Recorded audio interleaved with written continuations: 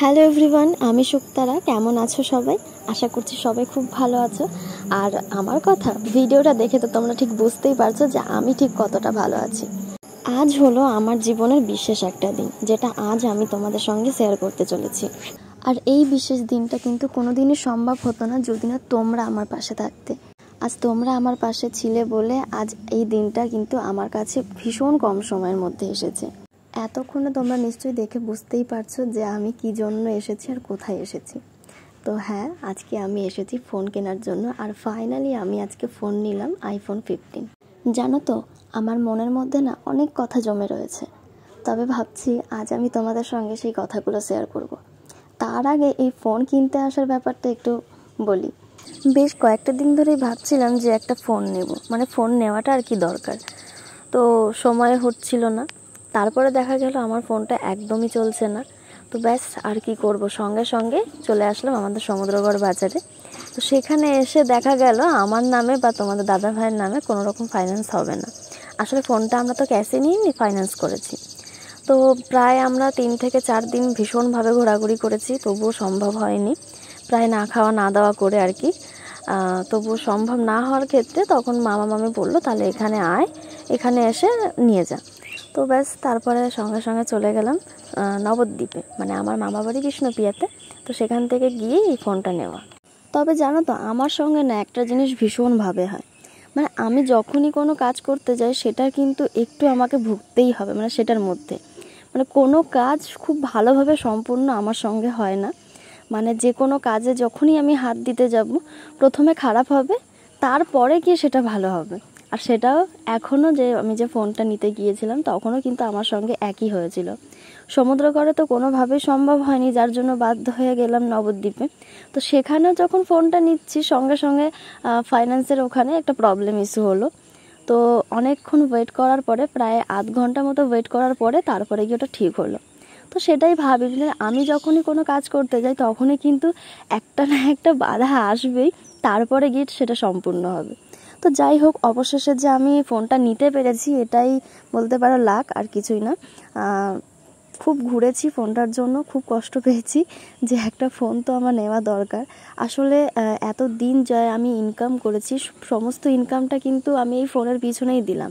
মানে এটার জন্য ভেবে তো একটা কষ্ট হচ্ছে, কিন্তু তার মধ্যেও কষ্ট হচ্ছে যে আমি যে কোনো কাজ করতে চাই তাহলে কেন আমার সঙ্গে এরকমটা হয়, মানে কেন বাধা আসে আমার কাছে। তো কিছু করার নেই, কেননা যেটা হওয়ার সেটা হবে, সেটাকেই মনকে বুঝ দিয়ে রেখে দিয়েছি যে যে কোনো কাজ করতে গেলে আমার সঙ্গে প্রথমে একটু বাধা আসবেই, তবে থেমে থাকলে হবে না, সেটাকে চালিয়ে যেতে হবে। তো যাই হোক, অবশেষে যে ফোনটা নিতে পেরেছি এটাই আমার কাছে অনেক। আর যেইটুকু হয়েছে আর কি সবটাই কিন্তু তোমাদের জন্যই হয়েছে, তাই তোমাদেরকে কিন্তু আমার তরফ থেকে অসংখ্য ধন্যবাদ। তো ফোনটা নেওয়ার জন্য কিন্তু আমরা অনেকজন মিলে গিয়েছিলাম। অনেকজন বলতে মামা মামি, তোমাদের দাদা ভাই, প্লাস আমার ভাই মানে মামার বড় ছেলে। তো সবাই মিলে গিয়েছিলাম। তবে আর 2-3 জন মানুষ মিসিং ছিল আমার লাইফে, মানে বেশ কিছু ইম্পর্টেন্ট মানুষ। তো তারা যদি থাকতো সেই মুহূর্তে খুব ভালো লাগতো। আমি কি মনে করি বলো তো, যখনই আমার লাইফে কোনো শুভ কাজ হবে সেখানে যদি আমার কিছু ভালোবাসার মানুষ উপস্থিত থাকে তাহলে হয়তো সেই কাজটা ওর থেকে দ্বিগুণ শুভ হয়ে উঠবে। তো ওই জন্য আমি ভাবি যে আমার যে কোনো ভালো কাজে যেন তারা উপস্থিত থাকুক, যেমন মা মাসি বাবা মামা মামি, তারা মানে প্রত্যেকেই যাতে আমার সঙ্গে থাকুক। তো এটাই আর হ্যাঁ, তোমাদের দাদাভাই তো অবভিয়াসলি থাকবে। যাই হোক, তো তারা যদি আমার সঙ্গে থাকে তখন মনে হয় যে না, সব কিছু একটু সোজা সোজা মনে হয়। মানে ফোনটা তো যেহেতু আমরা দুজন মিলেই ঘুরছিলাম 3-4 দিন ধরে, কেউই ছিল না, তো খুব খারাপ লাগছিল যে পাশে কি কেউ নেই এরকম মনে হচ্ছিল। যাই হোক, অ্যাকচুয়ালি তোমাদের দাদাভাই এনাফ মানে আমার জন্য। তো তবুও কেমন একটা লাগে। তো যখন আমি মামা মামিকে সঙ্গে নিয়ে গেলাম তখন মনে হচ্ছিল না, একটা ভরসার জন্য কেউ একজন রয়েছে। তো ভাইও ছিল সঙ্গে। তো ব্যাস, জিনিসটা যে পার হয়েছে এটাই অনেক কিছু। তো এইদিকে দেখো আমার ভাই টাকা গুনছে। আসলে ও মানে যখন থেকে এসেছি ভিডিও করছি আর কি, তখন থেকে কিন্তু ক্যামেরার সামনে একদমই আসতে চাইছিল না। তো আমি ভাবছিলাম যে তোকে আমি ঠিক ক্যামেরার সামনে আনবো, চিন্তা নেই। তো ফাইনালি ওকে আমি ক্যামেরা বন্দি করেছি, কোনো যেই মুহূর্তে মানে যেভাবেই হোক করতে পেরেছি, এটাই বেস্ট। তো তোমাদের দাদা ভাইও কিন্তু খুব একটা ক্যামেরার সামনে একদমই আসতে চায় না, আমি জোর করেই বলতে গেলে নিয়ে আসি। তো ব্যাস তারপরে মনে মনে ভাবছিলাম যে আমার সারা বছরের সঞ্চয়টা চলে যাবে, মানে সারা বছর না, এই রিসেন্ট কিছু মাস ধরে যা ইনকামটা করেছি, তো সমস্ত ইনকামটাই কিন্তু আজকে আমাকে দিয়ে দিতে হবে। তো ওটাই একটু মনে মনে খারাপ লাগছিল। আসলে ইনকাম তো কখনো আমি সেরকমভাবে করিনি, এটাই বলতে পারো আমার ইউটিউব ফেসবুকে ফার্স্ট ইনকাম, মানে প্ল্যাটফর্ম আর কি, ইনকামের আর কি রাস্তা। তো ওর জন্যই বলছিলাম যে আমার লাইফের সমস্ত ইনকামটাই কিন্তু আজকে আমি দিয়ে দিচ্ছি শুধুমাত্র একটা ফোনের জন্য। আর অবশ্য একটা কথা ঠিক যে একটা যদি ফোন না হয় তো ভিডিও কিন্তু কোনোভাবেই ভালো মতো করাটা সম্ভব নয়, যেহেতু রিলস বানাচ্ছি, স্টোরেজেরও প্রবলেম হয় একটু। তো ফাইনালি ফোনটা নেওয়া হলো। তো ফোনটা নিয়ে কিন্তু বেশ আমি ভীষণ হ্যাপিও ছিলাম, আর তার মধ্যে একটু কষ্ট লাগছিল যে সব চলে গেল এরকম মনে হচ্ছিল। তো দোকানদারও শুনে হাসছিল। তো ব্যাস কিছু করার নেই, যেটা যাওয়ার সেটা তো যাবে। আর যেটা যাওয়ার ক্ষেত্রে যে আমার কাছে কত সুন্দর একটা জিনিস এসেছে, তো ওইটাতেও বেশ আমি হ্যাপি।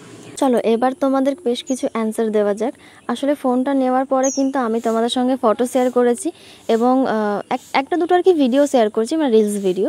তো সেখানে তোমরা আমাকে অনেকে জিজ্ঞেস করেছো যে দিদি তোমার ফোনটা কত পড়লো, ফাইন্যান্স নাকি ক্যাশ, কোথা দিয়ে নিয়েছো, এই সব প্রশ্ন আর কি। তো ভাবলাম আলাদা করে আর উত্তর দেবো না, এই ভ্লগেই তোমাদের বলে দিই যে কত পড়লো আমার ফোনটা। দেখো আমি যেহেতু ফাইন্যান্স করেছি তাই আমার প্রায় পড়েছে 80,000। যেহেতু আমাদের ফাইন্যান্সের কার্ড ছিল না, তো নতুন করে কার্ড করে ঠোরে মানে এই 80,000ই আর কি আমার পড়লো। আর আদার্স তো তোমরা জানো যে আইফোনের সব কিছু পারচেস করতে হয়, মানে সব কিছুই। চলো এবার হলো কোথা দিয়ে আমি ফোনটা নিয়েছি। ফোনটা নিয়েছি আমি বিষ্ণুপ্রিয়া থেকে, মানে বিষ্ণুপ্রিয়া স্টেশন থেকে সামান্য একটু গিয়েই দোকানটা, তো সেখান থেকে নিয়েছি।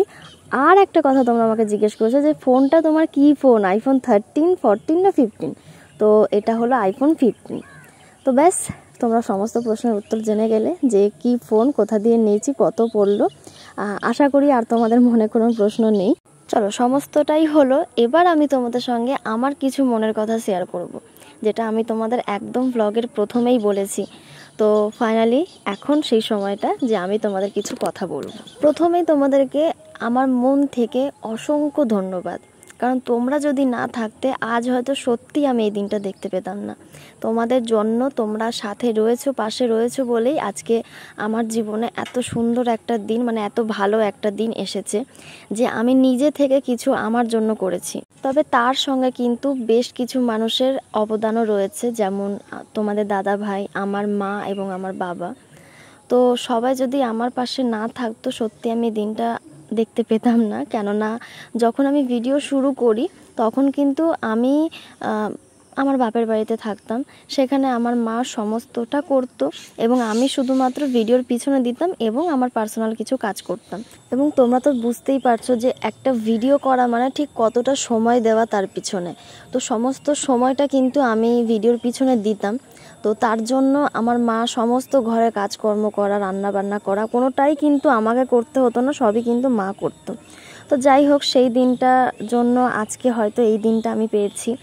তো একটা জিনিস ভেবে ভীষণ ভালো লাগছে যে হয়তো সেই সময়টা যদি আমি সংসার নিয়ে ব্যস্ত থাকতাম তাহলে কিন্তু হয়তো এই দিনটা হতো না, মানে এত তাড়াতাড়ি হয়তো হতো না, যদিও বা হতো সেটা একটু সময় লাগতো।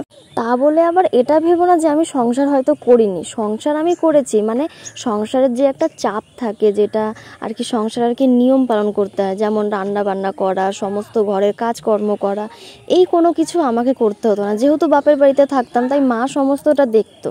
তো তার জন্য আমি যে আমার যে পার্সোনাল কাজ সেটাও করতাম, প্লাস আমি ভিডিও করতাম। তবে জানো তো আমি না কোনোদিন এটা ভাবিনি যে আমি এত দামি একটা ফোন কিনতে পারবো।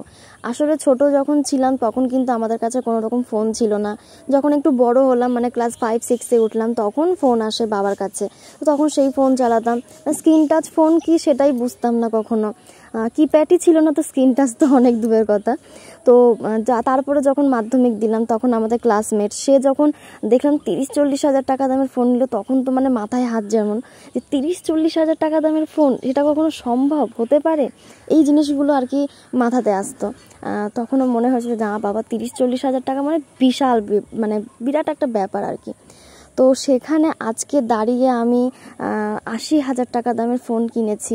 তো তখনকার সময় আর এখনকার সময় যখন আমি ইকুয়াল করি, তখন ভাবি যে সেই দিনটা কেমন ছিল আর আজকের দিনটা কেমন। মানে মানুষটা আমি হয়তো একই রয়েছে, কিন্তু সময়গুলো না চেঞ্জ হয়ে যাচ্ছে।